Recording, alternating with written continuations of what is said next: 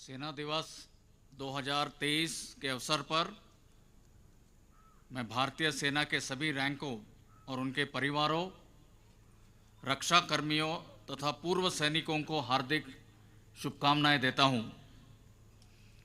आज के दिन हम उन वीरों को याद करते हैं जिन्होंने देश की रक्षा में अपनी जान न्यौछावर कर दी। उनके शौर्य और बलिदान की गाथा आने वाले पीढ़ियों को प्रेरित करते रहेगी।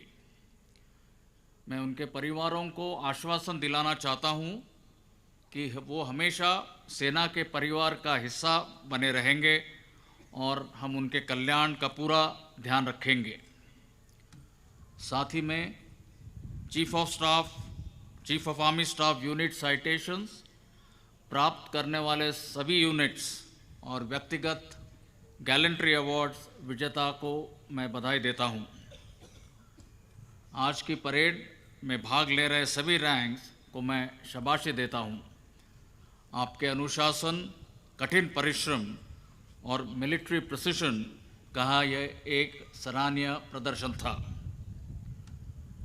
यह पहला अवसर है जब आर्मी डे परेड और उससे जुड़े अन्य कार्यक्रम राजधानी दिल्ली से बाहर आयोजित किए जा रहे हैं। इससे सेना को देशवासियों से जुड़ने का सुनहरा मौका मिला है। मुझे यकीन है कि इससे हमारे रिश्ते और मजबूत होंगे तथा नागरिकों द्वारा हम पर जताए गए भरोसे को कायम रखने की हमारी प्रतिबद्धता और मजबूत होगी। बेंगलुरु की खासियत यह भी है कि फील्ड मार्शल करियप्पा, जिनके भारतीय सेना के कमांडर इन चीफ बनने के उपलक्ष्य में आर्मी डे मनाया जाता है, वो यहाँ से नज़दीक मदिकेरी के निवासी थे। यह इस मौके को और भी खास बनाता है। बीते वर्ष में भारतीय सेना ने सुरक्षा संबंधी चुनौतियों का निरंतर दृढ़ता से सामना किया और सक्रियता तथा मजबूती के साथ सीमाओं की सुरक्षा निश्चित की है। साथ ही सेना ने कैपेबिलिटी डेवलपमेंट, फोर्स रिस्ट्रक्चरिंग और ट्रेनिंग में सुधार संबंधी कदम उठाए और भविष्य के युद्ध के लिए अपनी तैयारियों को और सुदृढ़ किया है। उत्तरी सीमावर्ती इलाकों में स्थिति सामान्य रही है और स्थापित प्रोटोकॉल्स और मौजूदा मैकेनिज्म के माध्यम से शांति बनाए रखने के लिए आवश्यक कदम उठाए गए हैं। लाइन ऑफ एक्चुअल कंट्रोल पर एक मजबूत डिफेंस पोस्चर बरकरार रखते हुए हम किसी भी कॉन्टिंजेंसी से निपटने के लिए पूरी तैयार है। हमारे बहादुर जवान कठिन इलाकों और कठोर मौसम के बावजूद सतर्कता से इन इलाकों में तैनात है। उन्हें सभी प्रकार के हथियार, उपकरण और सुविधाएं पर्याप्त मात्रा में दी जा रही है। सीमाओं पर स्थानीय प्रशासन, अन्य एजेंसीज और मिलिट्री के मिले जुले प्रयासों द्वारा इंफ्रास्ट्रक्चर डेवलपमेंट में भी बहुत सुधार हुआ है। इसको और अपग्रेड करने पर भी पूरा ध्यान दिया जा रहा है।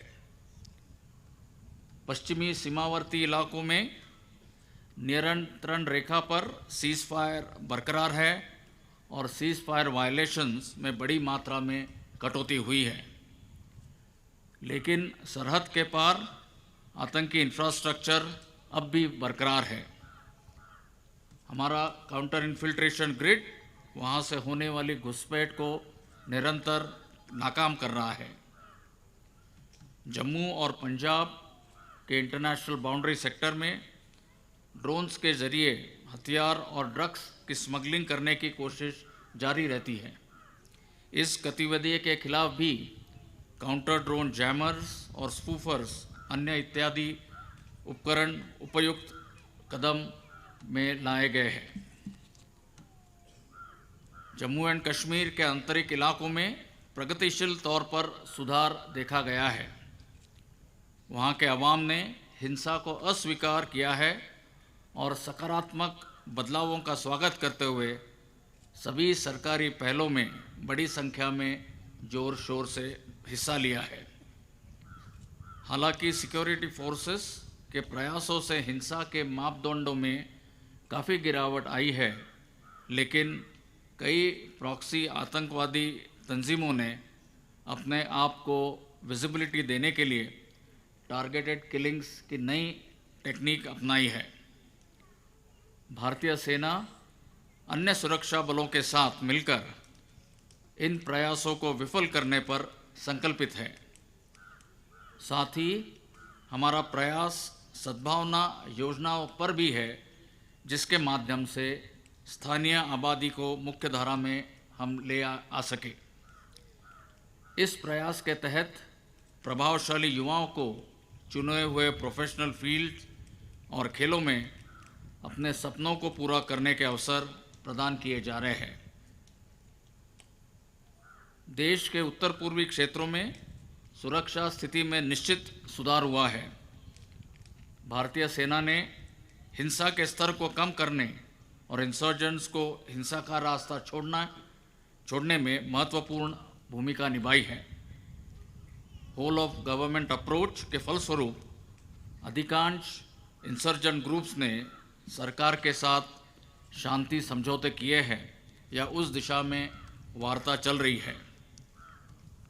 इन क्षेत्रों में अब विकास की गतिविधियों में तेजी आई है। हम विशेष रूप से दूर दराज के क्षेत्रों में लोगों को सशक्त बनाने और उनकी समृद्धि के लिए प्रयास जारी रखेंगे। पिछले वर्ष में ग्लोबल सिक्योरिटी एनवायरनमेंट में भी काफ़ी बदलाव देखे गए हैं। रशिया यूक्रेन कॉन्फ्लिक्ट ने डिसरप्टिव और ड्यूअल यूज टेक्नोलॉजीज़ को उपयोगिता के महत्व को स्पष्ट रूप से साबित किया है। इंफॉर्मेशन वॉरफेयर, साइबर और स्पेस युद्ध के नए डोमेन के रूप में उभर कर आए हैं।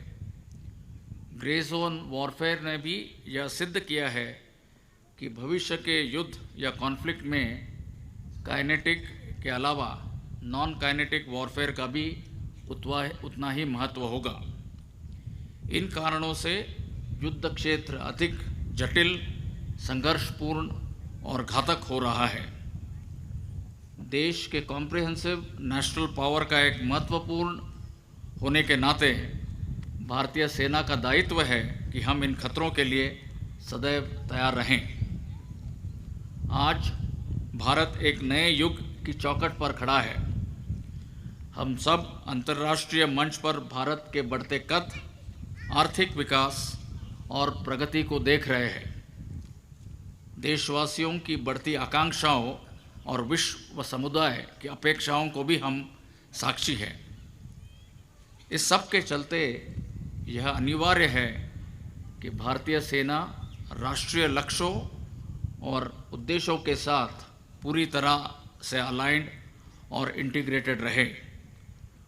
हमें यह सुनिश्चित करना है कि सुरक्षा की दृष्टि से राष्ट्र की प्रगति में कोई बाधा ना आए। अपनी ऑपरेशनल प्रिपेयर्डनेस को और बढ़ावा देने के दिशा में भारतीय सेना ने ट्रांसफॉर्मेशन की बड़ी पहल की है, जिसका मैं संक्षेप में वर्णन करना चाहूँगा।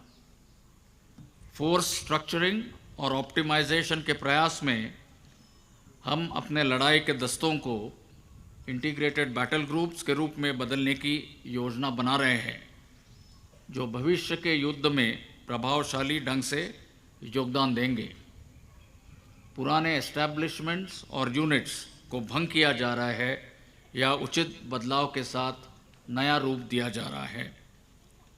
टीथ टू टेल रेशियो को प्रभावी बनाने के लिए मॉडर्नाइजेशन और टेक्नोलॉजी इन्फ्यूजन से सेना को राइट साइज किया जाएगा, ताकि ह्यूमन रिसोर्सेज या मैन पावर का सटीक प्रयोग किया जा सके।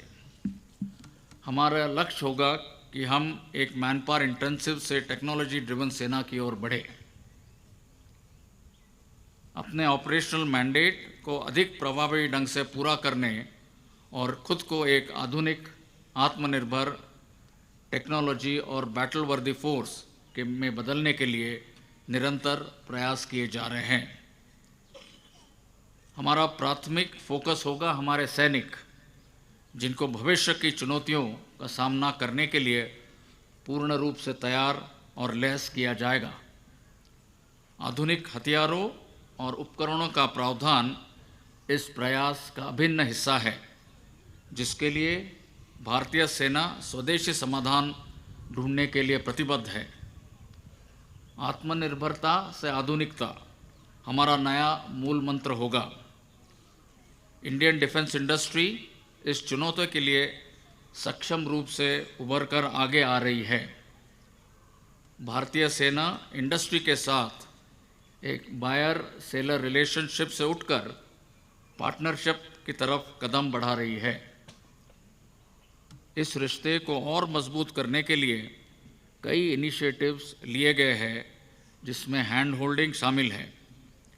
हमें मेड इन इंडिया हथियारों और उपकरणों की मजबूती और संचालन क्षमता पर पूरा भरोसा है। Artificial intelligence, blockchain, quantum communications, unmanned systems और डायरेक्टेड एनर्जी वेपन्स जैसी नीश टेक्नोलॉजीज़ का भी स्वदेशीकरण किया जा रहा है। हमें पूरा विश्वास है कि भारतीय सेना भारतीय समाधानों के साथ भविष्य में युद्ध लड़ेगी और विजय प्राप्त करेगी। हमारे प्रोसेसेस और सिस्टम्स को कारगर और एफिशिएंट बनाने के दिशा में कुछ पारंपरिक प्रथाएं जो अब रिलेवेंस खो चुकी है, उन्हें हम समाप्त या बदल रहे हैं।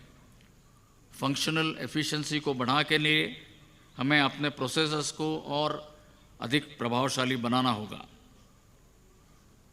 इंफ्रास्ट्रक्चर डेवलपमेंट और लॉजिस्टिक्स हमारे ऑपरेशनल प्रिपेयर्डनेस के महत्वपूर्ण अंग है। पीएम गतिशक्ति इनिशिएटिव के परिणाम स्वरूप भारतीय सेना की बुनियादी सुविधाओं की आवश्यकताओं को नेशनल लॉजिस्टिक्स पॉलिसी के साथ जोड़ा और समन्वित किया जाएगा। राष्ट्र निर्माण और तेजी से उभरते भारत की आकांक्षाओं को पूरा करने के लिए भारतीय सेना अन्य एजेंसीज और विभागों के साथ मिलकर काम करने के लिए पूरी तरह प्रतिबद्ध है। ह्यूमन रिसोर्स डेवलपमेंट में अग्निपथ स्कीम के आने से एक ऐतिहासिक और प्रगतिशील कदम उठाया गया है। हमने रिक्रूटमेंट प्रोसेस को पूरी तरह से ऑटोमेटेड किया है। रिक्रूटमेंट के दौरान देश भर के युवाओं से इस स्कीम के लिए बहुत अच्छा प्रतिसाद मिला है। पुरुष अग्निवीर के पहले बैच की ट्रेनिंग अब शुरू हो चुकी है। ट्रेनिंग को अधिक प्रभावी बनाने के लिए हम सिमुलेटर्स और मॉडर्न ट्रेनिंग एड्स का इस्तेमाल कर रहे हैं। अग्निवीरों का आगे चयन करने के लिए एक मजबूत, पारदर्शी और ऑटोमेटेड प्रक्रिया विकसित की गई है। महिला अग्निवीरों की ट्रेनिंग इस साल मार्च में शुरू होगी। 4 वर्ष की सेवा के बाद अग्निवीर उपयुक्त skills, values, character, educational qualifications और फाइनेंशियल सपोर्ट के साथ सशक्त होंगे, जो समाज में उनकी क्षमता को बढ़ाएगा और उन्हें अच्छे नागरिक के रूप में योगदान करने में सक्षम बनाएगा। नारी शक्ति की पहल के अनुस्वरूप भारतीय सेना महिलाओं को सशक्त बनाने के अपने प्रयासों को जारी रखेगी।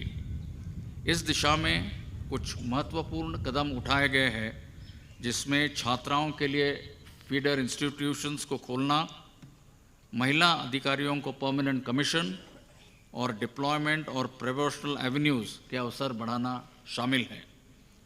आज हमारी महिला अधिकारी और सैनिक सभी ऑपरेशनल थिएटर्स में गर्व और आत्मविश्वास से सेवा कर रही है, जिसमें सियाचिन ग्लेशियर भी शामिल है। भारतीय सेना अन्य 2 सर्विसेज के साथ बेहतर जॉइंटनेस और इंटीग्रेशन हासिल करने के लिए पूरी तरह न केवल प्रतिबद्ध है, बल्कि हमेशा आगे रहेगी। इंटरनेशनल डिफेंस कोऑपरेशन में भी भारतीय सेना एक विशेष रोल निभा रही है। इसमें शामिल है हमारे ट्रेनिंग इंस्टीट्यूट्स, जहां मित्र देशों के अधिकारी और जवानों ने तकरीबन 3000 से ज़्यादा वैकेंसीज तथा सालाना जॉइंट ट्रेनिंग एक्सरसाइज का फ़ायदा उठाया है।